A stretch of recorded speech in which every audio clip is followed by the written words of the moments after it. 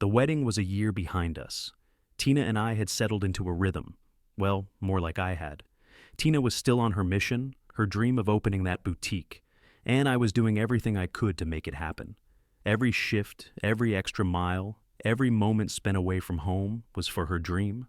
At least, that's how I kept telling myself. I work dangerous routes now.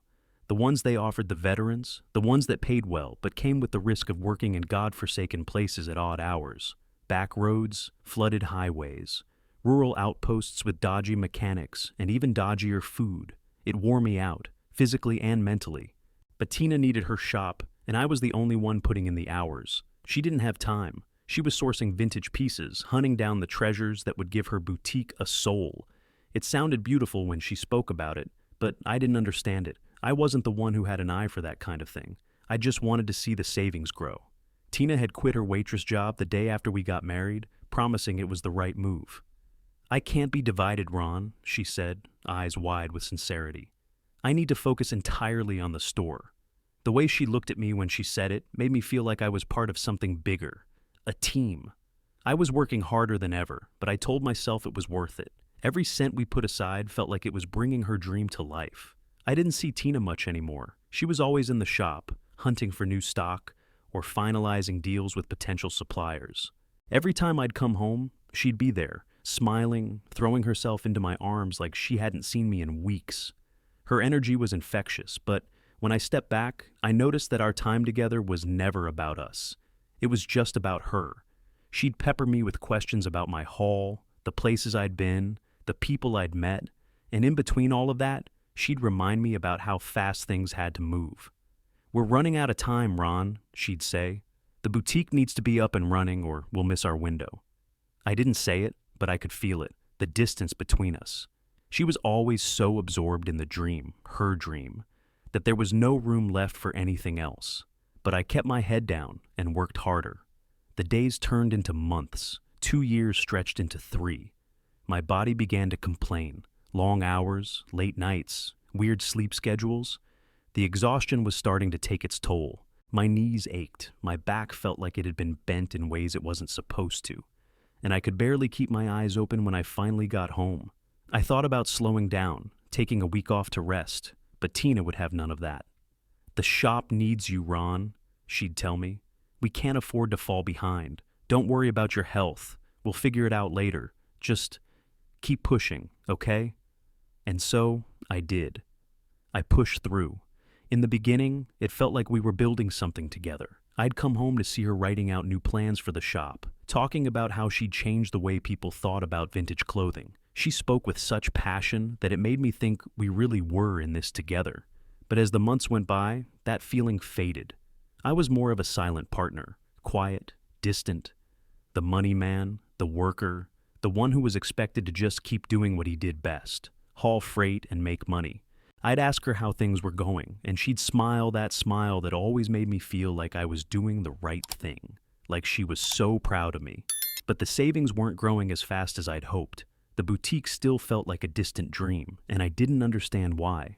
Tina would brush it off, tell me that it was a slow process, that we had to take our time, but the urgency was always there in her voice. "The longer we wait, the more we risk," she'd say. So I kept pushing myself. 3 years in, and I was barely holding on. When I wasn't on the road, I was spending every spare moment running errands for Tina or managing the funds. And all the while, Tina was there, growing more and more absorbed in the store, her mind always a million miles away. We barely talked anymore, but I thought that was okay. It was all for the dream, right? Her dream. And then one evening, about 3 years in, after another week of barely seeing each other, Tina brought up the shop again. It was late, and I had just finished a grueling haul. My hands were shaking as I peeled off my gloves and made my way to the couch. Tina had just finished her day at the shop, and she was sitting across from me, her face lit up with excitement. "We're so close, Ron," she said. "We need one last push, just a little more effort and we can open. I need your help with the last bit of inventory and one more round of advertising." She leaned in, eyes sparkling. "I swear, once it's up and running, we'll never look back. I'll be able to focus on the shop, and we'll be together more, just like we used to be. But we need to hit this last stretch hard. Can you do that for me?" There was something in her eyes, a hunger, a desperation that I hadn't noticed before. And suddenly everything felt like a deal I couldn't back out of. I didn't say anything, just nodded and agreed. And so, I did what I'd done for the past 3 years. I kept working, harder, longer, sacrificing myself to make sure Tina's dream, her vision, could finally take shape. But with every shift I took, I felt myself slipping further away, from her, from everything else. Scene 3. The boutique. Opens. Tina's dream was finally becoming a reality. Or so she said. After months of planning and a year of us scraping together every penny we had, we found the storefront. It was trendy, overpriced, and way out of our budget. But Tina had insisted. It's the perfect location, Ron. It's where we need to be. Trust me. So I trusted her. I signed the lease, took out a business loan in my name because Tina didn't have the credit. I didn't question it. I didn't even hesitate. It felt like this was the moment everything would change. She would have her boutique. I'd have my wife. We'd be living the dream. Tina was over the moon. She couldn't stop talking about the potential. Every time I came home from a haul, she was there with her usual energy, all smiles and excitement. It felt good. Felt like we were doing something together. But I couldn't shake the feeling that something wasn't quite right. She was so caught up in the dream that sometimes I couldn't see where I fit into it. I missed the grand opening. I had to take a lucrative holiday haul, something about timing and the store's future. I didn't argue. The more money, the better, right? Besides, she reassured me on the phone, her voice practically glowing. Don't worry, Ron. It's going to be amazing. I'm so excited for you to see it. It's our future now. When I finally made it to the shop a week later, everything was different. The boutique was gorgeous, bright, full of character, and absolutely not the kind of place I felt comfortable in. The customers were mostly young, stylish women with trendy outfits and expensive handbags. Tina was beaming, talking to a group of them like she was already part of their world. I stood in the back, feeling like I was at the wrong party, a stranger in a place I had helped build. Ron! Tina's voice broke through the buzz of conversation. She waved me over. Her smile was wide, but there was something about the way she looked at me that made me feel like I didn't belong. Hey, babe! She pulled me into a quick hug, her arms tight around me for a moment, but I could feel her pulling back almost instantly. The crowd around us was all dressed up, and I couldn't help but feel underdressed in my jeans and t-shirt. I wanted to be happy for her. I wanted to be proud, but I felt out of place. I noticed a familiar face at the counter, Vanessa, another boutique owner from a few blocks down. She gave me a polite nod as she turned away to talk to one of Tina's friends. I waved back, but my stomach twisted. There was always something about Vanessa. I couldn't put my finger on it, but there was something off about the way she looked at me. It wasn't a look of friendliness, more like pity. Or maybe it was judgment.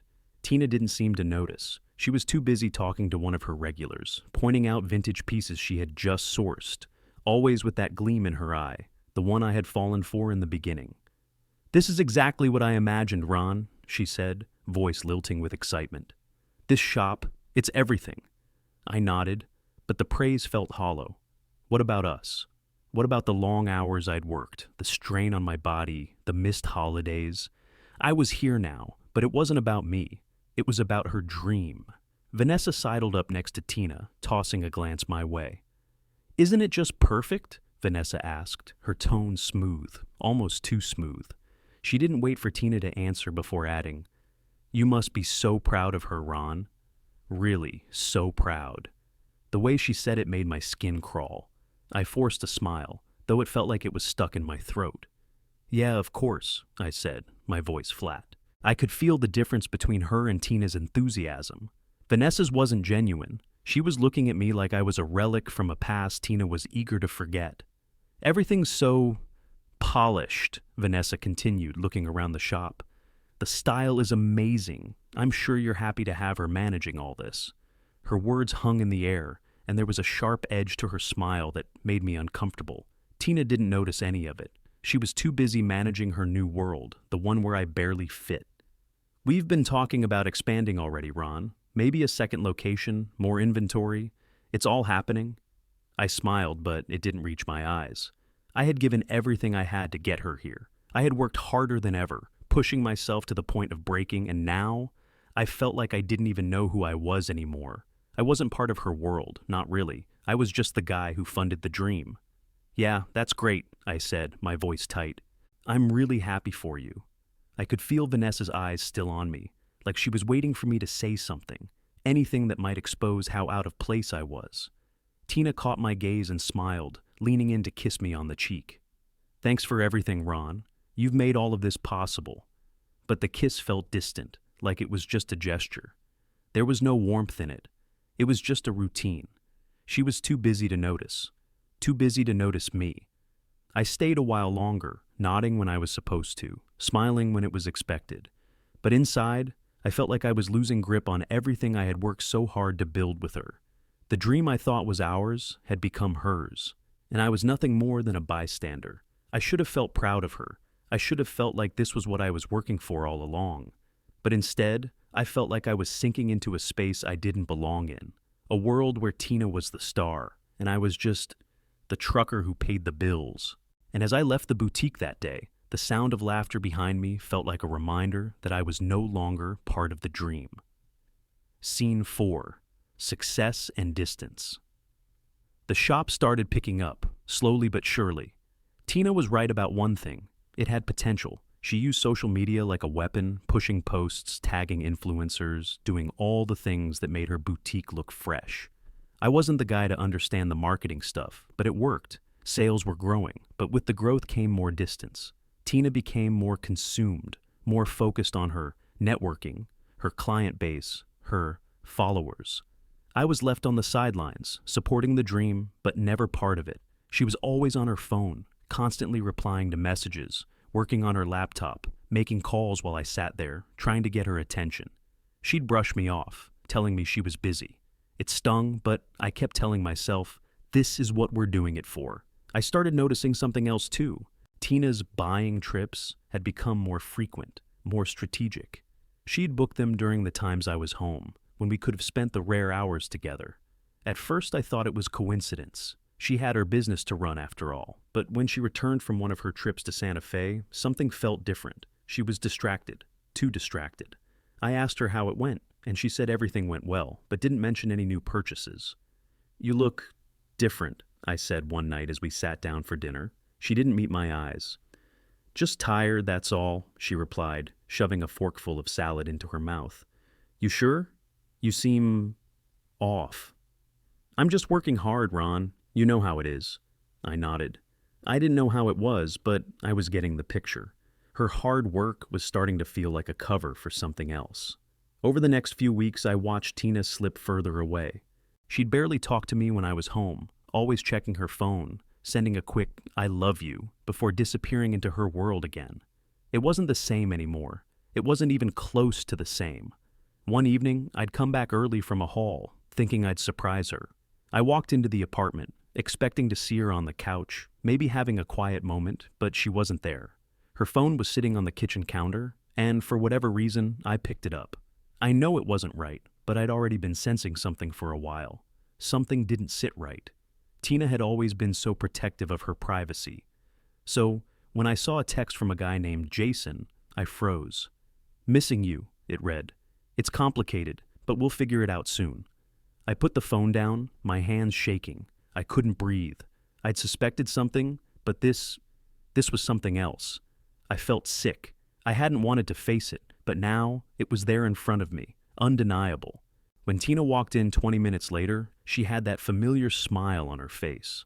I knew the routine by now. She'd kiss me, we'd talk about her day, and she'd reassure me, but I couldn't let her slip by this time. "Who's Jason?" I asked, my voice steady, though my mind was racing. Her face faltered for a split second before she quickly recovered. "What are you talking about?" "The text." I didn't raise my voice, but I could see her panic. "Who's Jason?" She hesitated, looking anywhere but at me. "Ron, you're overreacting. It's nothing, just a friend."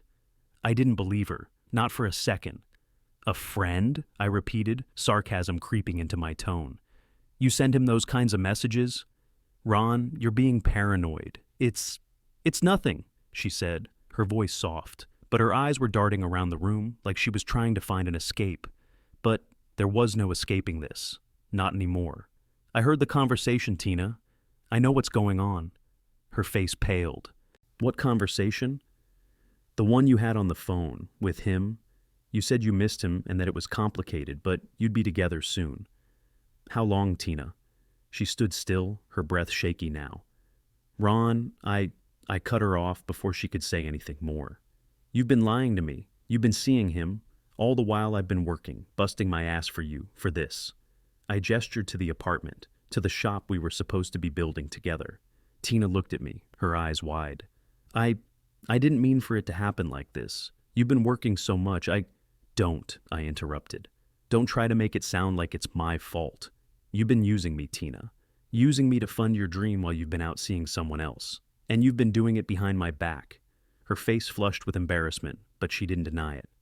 "Ron, I didn't know how to tell you. I thought I could make it work, I swear. But Jason?" Her voice trailed off, and I could tell she was trying to find a way to make this sound less like what it was. Infidelity. I stood up, my hands balled into fists. "I've been supporting you, Tina. I've been there every damn step of the way, giving everything for this boutique. And you were with him. You're not even sorry. You just feel trapped, and that's why you've kept me around." "No, that's not it." "Yes, it is," I shot back, my voice louder now, filled with the anger I'd been holding back. "You're not going to manipulate me anymore. I'm done." She looked at me, eyes welling up. "Ron, please don't do this. I love you. I never meant for it to go this far, but nothing." My voice was cold. "You'll figure it out. You're not going to destroy me and walk away without consequences." I walked to the door. Tina reached for me, her hand touching my shoulder. "Ron, please, don't leave." But I wasn't going to let her do this to me anymore. I wasn't going to let her use me. "It's over, Tina. I'm done." I walked out without looking back. Scene 5. Hearing the truth. I got home a day earlier than expected. My body was wrecked after a long haul, but my mind had been racing all day. I kept thinking about the phone call I overheard, the way Tina's voice had softened when she told Jason she missed him. I could still hear the words in my head. "It's complicated, but we'll be together soon." The weight of it was too much to ignore. It was the kind of thing you can't unhear. I didn't want to believe it. I couldn't bring myself to confront her just yet. Part of me still wanted to give her the benefit of the doubt, to believe her explanations. But there was a pit in my stomach, a feeling that wouldn't go away. When I walked into the apartment, I thought about asking her about it right then. I even grabbed a bouquet of flowers, thinking maybe this was my chance to turn things around. I'd clean up after a haul, surprise her, and try to get things back on track. But before I could even get my shoes off, I heard her talking in the next room. She was on the phone again. "I'm telling you, Jason." Tina's voice was low but sharp. "He won't get it. I can't do this anymore. I'm just trying to make this shop work. But once it's up and running, I swear to God, I'll leave him. He's just there for the money. I can't be with someone like that." I froze. I didn't know what I was expecting, but hearing her say it out loud, "I'll leave him," that line cut deeper than any of the others. I stayed in the doorway, listening, my heart pounding in my chest. "You know I've been using him, right?" she continued. "I mean, he's been working those crazy shifts, taking on dangerous routes just to keep us afloat. But he doesn't know it's all for nothing. He thinks he's helping, but he's just giving me the money I need. And I'm not even sure I can keep doing this much longer. I don't love him, Jason. I don't think I ever did." I turned away, almost choking on the breath I'd been holding. I couldn't believe what I had just heard. I didn't move for a few seconds, my hands shaking, my mind reeling. But then, a calmness washed over me. I had the proof I needed. I didn't have to ask her anything. She had told me everything. I made my way to the kitchen, grabbed my phone, and opened up our bank account. What I saw made my stomach turn. There were charges for travel, hotel stays, expensive restaurants, all things I hadn't been told about. All things I knew I hadn't been a part of. All things tied to Jason. I slammed my phone down on the table. Tina came into the kitchen just then, her voice bright, like nothing had happened. "Oh, hey babe," she said, kissing me on the cheek. "You're home early. How was the haul?" "Who's Jason?" I asked, my voice quiet, low, like I was trying to keep control of the storm inside me. Her face froze for a moment, just long enough for me to see the panic flash behind her eyes. She quickly recovered, though, and smiled, fake as hell. I don't know what you mean. What are you talking about?" Don't play dumb, I said, holding up the phone. I heard everything. The phone call, the plans you made with him, the trips you've been taking with his money. Her face flushed, but she didn't back down. Ron, you're overreacting. It's not what you think. I was just venting. It's complicated, okay? Just girl talk. Please don't make this bigger than it is. Bigger, I repeated, stepping closer. You've been using me, Tina. All this time, you've been using me. Our savings, my work, everything I've sacrificed. It was all for nothing. Her expression flickered with something. Guilt, maybe, but she quickly masked it. Ron, I never meant for this to happen. I love you. I don't know what happened. It's just business, and I've been stressed. Please don't do this. Don't do this? I asked, my voice rising. You're having an affair, Tina. You've been lying to me. And now, you want me to just forgive you? You're telling me you don't want to be with me, but I'm the one who's overreacting? She opened her mouth to say something, but I cut her off. I'm freezing the accounts, I said, my voice cold now, controlled. I'm ending the lease on the shop, and I'm calling the bank. You're not getting any more of my money. Her face turned white. Ron, please don't. You can't do this. You're going to destroy everything we've worked for. You can't just take it all away. I'm not destroying anything, I said. You are. You've been lying to me. You've been using me to fund your dream, your affair. Everything I've done, everything I've given you was a lie, and now I'm done. Tina's eyes welled up with tears, but there was no sympathy left in me. Please, don't do this, Ron. Please don't take this away from me, she begged, her voice breaking. I turned away from her, the decision already made. It's already done, Tina. I'm done. I didn't even look back when I left. I couldn't. Scene 6. The confrontation. I didn't walk into that boutique. I couldn't. I sat in my truck for what felt like hours, just trying to process everything. The weight of her words, the way she had been using me all this time, it was too much to swallow.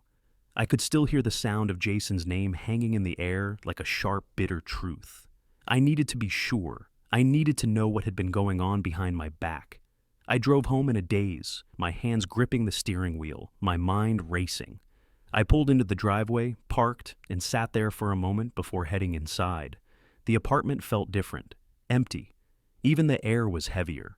I went straight to the bank account and pulled up our records. The transactions were right there, as clear as day.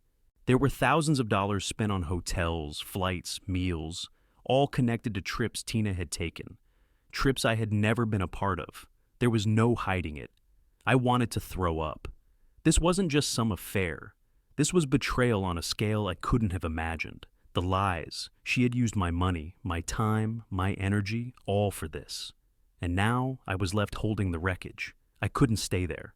I couldn't face her right then.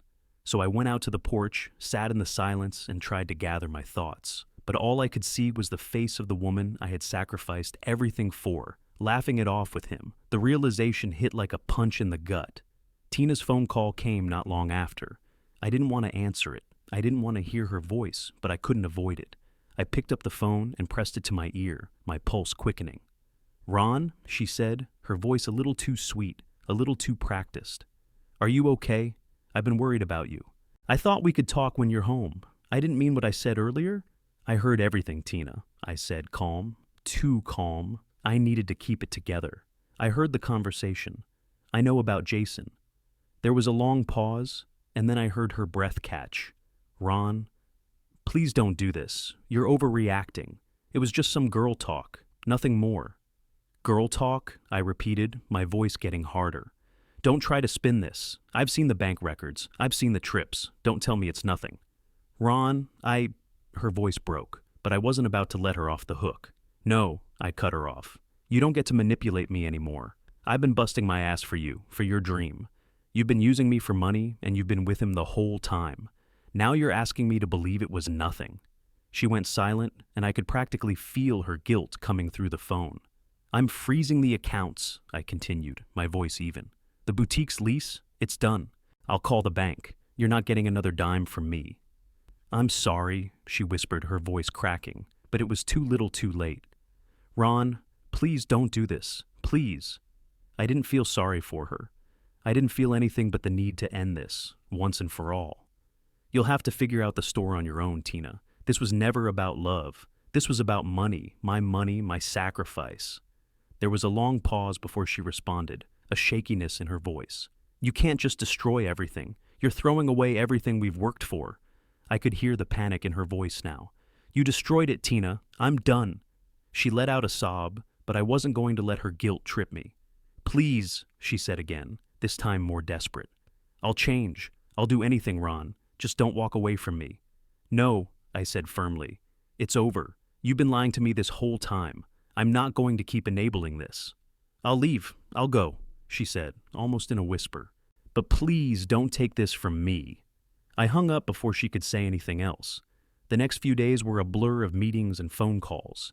I met with a lawyer and went to the bank, figuring out how to deal with the business and the loan Tina had convinced me to take out in my name. It was a nightmare, but at least I had control now. I changed the locks, blocked her access to all the accounts, and set a date for her to collect her things. Tina showed up at the apartment a few days later.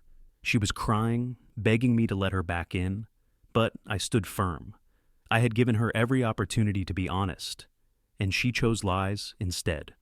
I'm sorry, she sobbed. I didn't mean to hurt you. I didn't mean any of this. You hurt me, Tina, I said, my voice flat. And now you'll deal with the consequences. She wiped her tears and stood up straighter, anger replacing the sorrow in her eyes. You think you're better than me now? What's it like, Ron, living in your little world where you can just walk away from everything? I didn't respond. I wasn't going to justify myself to her. Just take your stuff and go, Tina. I'm done. She stood there, glaring at me for a moment, her lips curling into a sneer. You'll regret this, she said, but I could hear the uncertainty in her voice. You'll see. You'll realize how pathetic you are. I didn't react. I just watched her leave, the door clicking shut behind her. The social media backlash came a few days later. Tina's friends bombarded my accounts with insults, calling me every name in the book. But it was hollow. I had already made the decision, and I wasn't going to cave in. Legal threats made it fizzle out faster than I expected.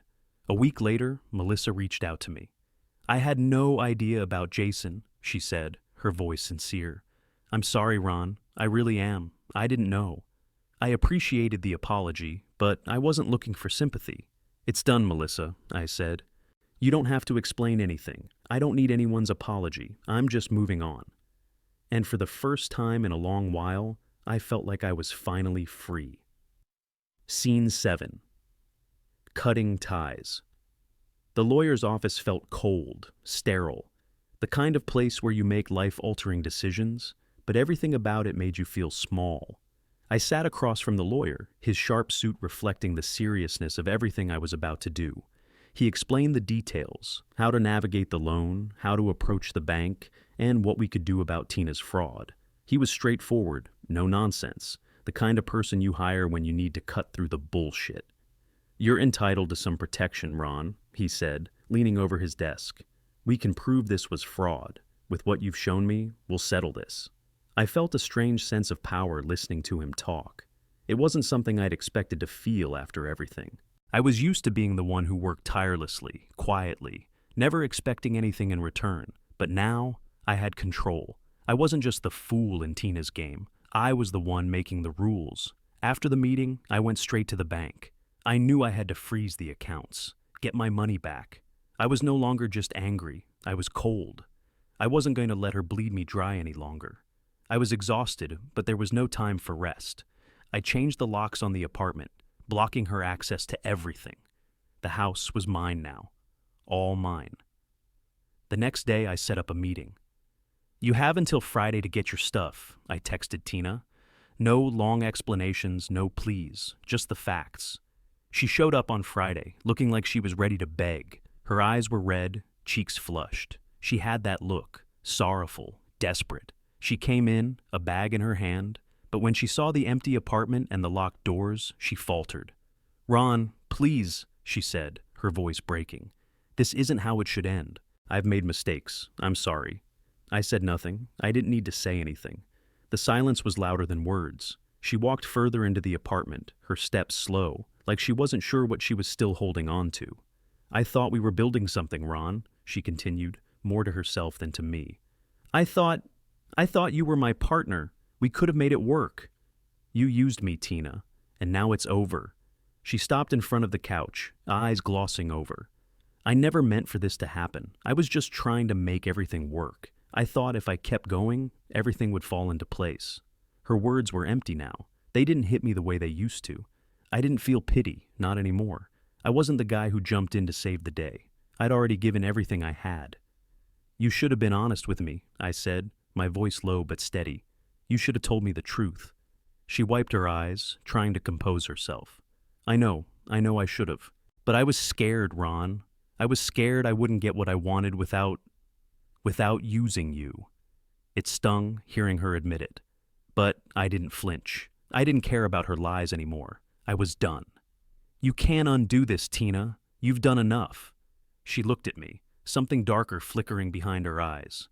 You're really going to just walk away from me after everything we've been through?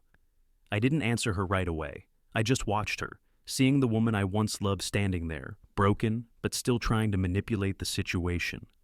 You think this is about you? I asked finally, my tone biting. This isn't about us anymore. It's about me. I've been here for years, giving everything. And you... I shook my head. You think you're still in control? You're not. Tina's face reddened, her lips quivering as anger took over. You think you can just throw me out like this? You don't get it, Ron. You're nothing without me. You don't know how to live without me. I kept my expression neutral. I've lived without you before, and I'll live without you again. She stepped back, her eyes flashing with rage. You're pathetic, you know that? She spat. You're just a trucker. You always were. You think you're better than me now? I didn't respond. There was nothing left to say. Her words didn't cut anymore. They were just empty noise. She slammed the door on her way out, but I didn't flinch. I just stood there, finally feeling a weight lifting off my chest. I spent the next few days in peace. The social media blowback came, of course. Tina's friends sent me hateful messages, calling me a coward, saying I'd ruined her life. But they didn't know the truth. They didn't know what had been going on behind closed doors. Then, a week later, I got a text from Melissa. Ron, I had no idea about Jason, she said. I'm sorry. I really didn't know. I feel so guilty about that night. I didn't know how to feel about Melissa's apology. It was genuine, but it didn't change anything. Tina had lied to everyone, not just me. She had manipulated all of us. I wasn't going to waste time questioning everyone else. I was done. Tina tried to reach out a few more times, but I ignored her calls. It didn't matter anymore. She was gone. And for the first time in years, I could breathe easy. The weight of her manipulation, her lies, her dream, was finally off my shoulders. I was free. Scene 8. Tina's attempts and final rejection. It had been a few weeks since I froze the accounts, and the silence was almost deafening. I wasn't sure what I expected. Maybe I thought she'd move on quickly, but I knew better. The type of person Tina was, she wouldn't just walk away from me without a fight. And I was right. I was parked at a truck stop in Arizona, finishing up some paperwork, when I noticed someone walking toward my rig. I looked up, expecting it to be some other driver, maybe asking for directions. But when I saw her, Tina, I felt that familiar pit in my stomach. She stood there in front of me, looking like she was trying to hold it all together. But the air between us was thick, full of desperation. Ron, she said softly, her voice trembling just a little. Can we talk? I didn't answer at first. I wasn't sure what there was left to say. We'd already said everything that mattered, and she didn't have anything new to offer. But she wasn't leaving, so I sighed and stepped out of the truck, my boots hitting the ground with a dull thud. What do you want? I asked, my voice flat. I wasn't angry, not anymore. I was done. Her eyes searched mine, like she was trying to gauge whether or not she still had any power over me. I know I've messed up, Ron, she began, her words slow, as if she were carefully choosing them. But I'm here now. I'm here to fix things. Fix things, I repeated, stepping back, shaking my head. You can't fix anything, not anymore. She stepped closer, reaching out to touch my arm. Please, she said, her voice dropping to almost a whisper. I've changed. I'll prove it to you. Just give me one more chance. I need you, Ron. I always needed you. I didn't move, didn't flinch. I just stood there, waiting for her to finish. I knew this routine too well by now. This was just her trying to manipulate me, trying to pull me back in with empty words. I've heard all this before, I said, crossing my arms. You can't change, Tina. Not when everything you've done was a lie. You never really wanted me. You wanted someone to fund your dream, your boutique. And now that I'm done, you're looking for a backup. Tina's face crumpled for a moment, but she quickly regained her composure. No, she said, the word almost like a sob. It's not like that. I do want you, I did want you, but I lost my way.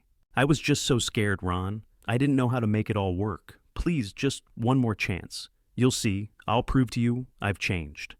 I stepped back again, pushing my hands into my pockets. I could see the calculation in her eyes. I could see the desperation, the guilt, and beneath it, the same manipulation she'd used before. This isn't about change, Tina, I said, my voice firm. You don't get to come back into my life just because you're lonely or scared.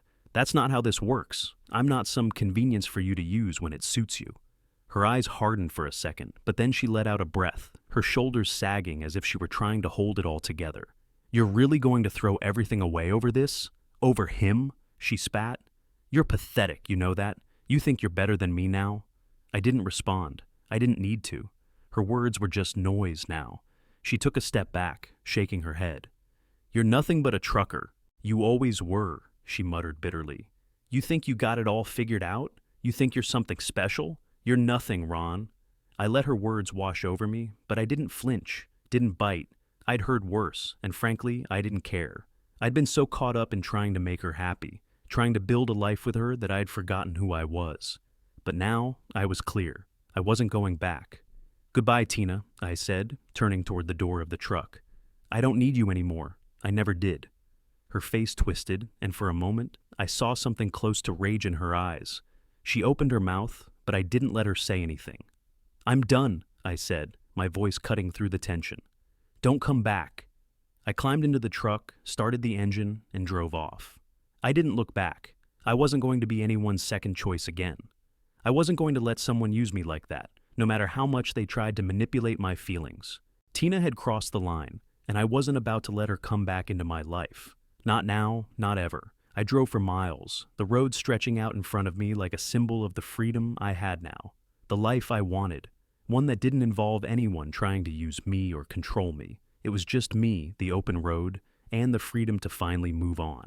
And I was ready for it. I was done being her backup plan. Now, it was my time. Scene 9. Aftermath and moving forward. Months had passed since Tina and I finally ended it.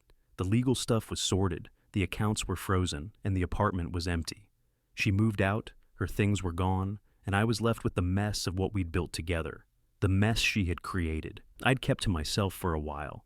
The silence in my life was welcome after the chaos of the past few years. I focused on what mattered, my work, my health, and starting to remember who I was outside of the person I'd been in that relationship. I'd been drowning for so long in someone else's dream, I'd forgotten to keep track of my own life. I started taking weekends off, going places I'd never had time to visit before. I'd always driven past scenic views, but I never stopped. Now, I did. I made it a point to take a few days here and there to just be. I went sightseeing in national parks, checked out museums, and even started a small blog to document it all, something to keep my mind sharp. I wasn't going to let the bitterness of the past pull me down any longer. Fly fishing was my escape.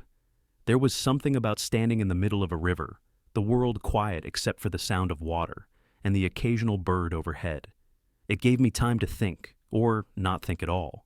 The repetitive motion of casting and reeling in became meditative. I could feel the tension in my body unwind, and little by little, I was starting to feel like me again. Like the guy I used to be before Tina's world swallowed me up. One afternoon, while I was out near Yellowstone, I met Kate. She was a park ranger, taking a break by the river while I fumbled with my rod. We struck up a conversation, and it was the first time in months that I felt like I was talking to someone who actually saw me. Not as a trucker, not as someone's husband or backup plan, but as a guy just living in the moment. We spent a couple hours just talking. She wasn't pushy or overly friendly, but we had an honest, open conversation. No pressure. It was the kind of conversation I hadn't had in ages. She told me about her work, her passions, and I told her about my life on the road, my love for nature, and the freedom I was finding again. It wasn't romantic, not at first. Just two people having a conversation that didn't revolve around expectations or manipulation. When she said goodbye, I felt a little lighter, like maybe, just maybe, I could let someone else in again. I didn't have to be alone forever, but I also didn't need anyone who would take advantage of me, like Tina had. That night, I sat on the edge of a cliff overlooking the mountains. The sunset was just beginning to paint the sky in hues of orange and purple. It was peaceful. I reflected on what I'd lost over the past 6 years: money, trust, love, but also what I'd gained: freedom, control, a chance to find myself again, to remember what it felt like to make choices for me. Tina's boutique dreams had fallen apart. She'd moved to Phoenix, I heard, with some new guy. I wasn't surprised. Her dream wasn't about a boutique. It was about using people to fund whatever she wanted. And now, she had someone else to drain. But that was her life, not mine. I had my own to live. A few weeks later, I got an offer. It came out of the blue, running a training center for truckers. It was something I had never considered, but it seemed right. The more I thought about it, the more it made sense. I had the experience. I had the knowledge. Maybe it was time to do something with it.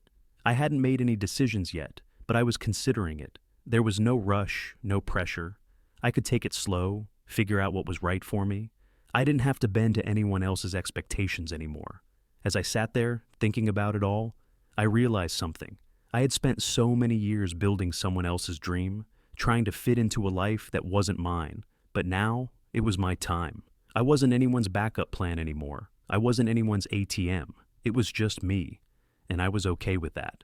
For the first time in years, I was living life on my own terms. No more lies, no more manipulation, just the open road and whatever came next. And that felt pretty damn good.